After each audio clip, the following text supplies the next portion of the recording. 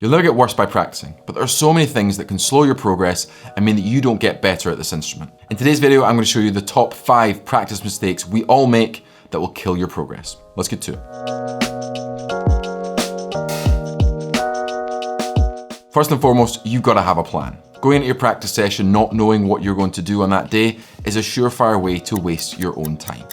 When setting goals, I like to think in 3 different levels: long-term, medium-term, and short-term. For your long-term goals, think big, 3 to 5 years. What kind of player do you want to be? Do you want to be a metal behemoth? Do you want to be an absolutely incredible jazz player? Do you want to be a musical chameleon or a session musician or a clinician?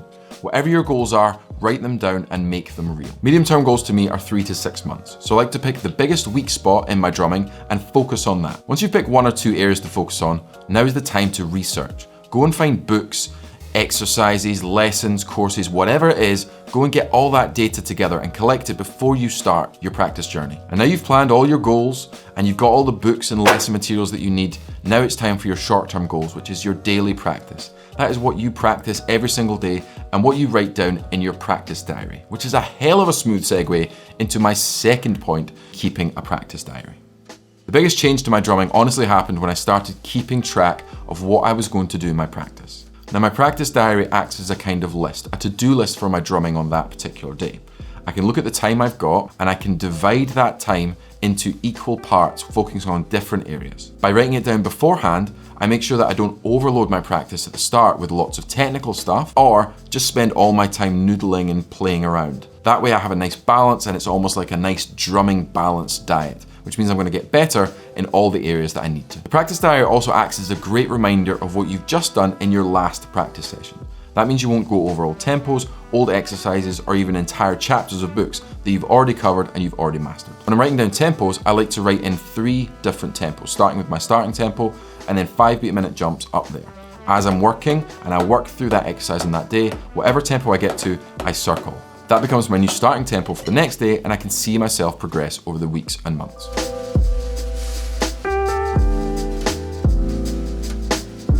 It's easy to think that you need to practice for 4 to 8 hours a day just to become a good drummer. But for most of us, that's not feasible. Even just 20 minutes is enough to make some real progress, but you have to be consistent. Small amounts every day will add up to a lot of time over the course of a week, a month, or a year. I recently did a collaboration with Jacob Evans, you can check the video here, where we talked about practice time and how much you actually need to practice. In that video, I talked about the fact that if you did 5 minutes extra practice 6 days a week, that would add up to an entire 24-hour period over the course of a year.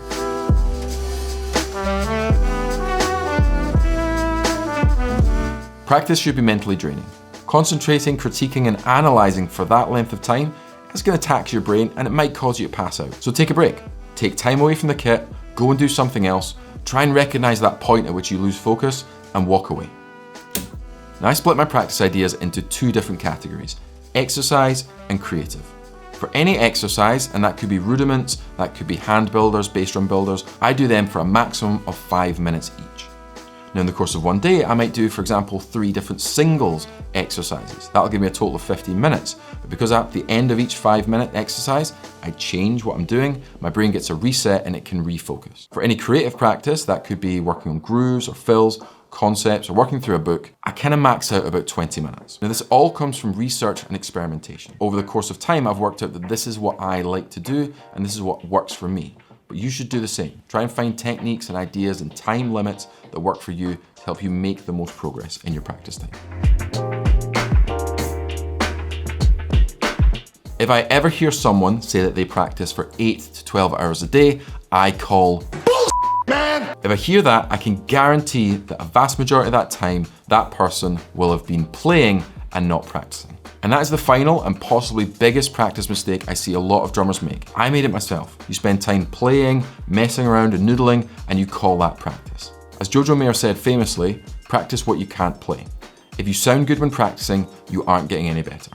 If you find you sound good in your practice, then that is a big warning sign that you should stop working on the thing that you're working on. Because you can already do it. You've got it down. It sounds good. Find something difficult or challenging to practice instead. Now that's not going to sound as good. It's also not going to make you feel as good about your drumming, but you will be making progress, and that's the most important thing. If you like this video, check out this one where I show you what I practice in 20 minutes, and then this one where I show you how I mastered left hand doubles in 30 days. Till the next time, guys, happy drumming, and I'll see you very soon. Take care.